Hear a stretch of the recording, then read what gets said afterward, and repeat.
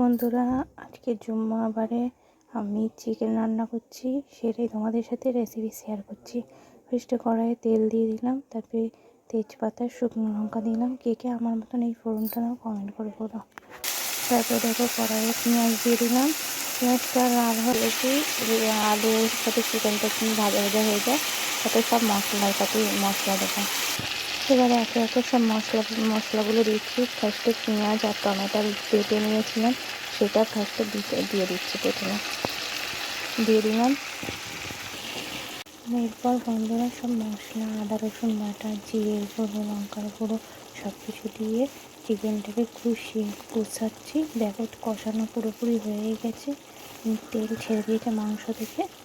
এরপর জল দিয়ে একটুখানি ফুটিয়ে তারপর গরম মশলা দেবো, ধনেপাতা দেবো।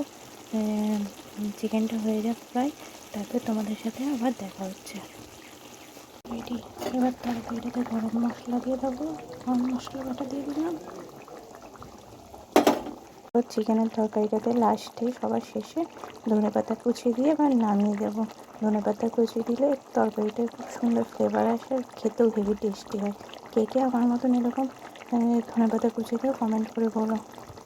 লাস্টে তরকারিটা এরকম দেখতে লাগছে, দেখো ওই গাইস কি সুন্দর লাগছে না? খেতেও হেভি টেস্টি হয়েছে।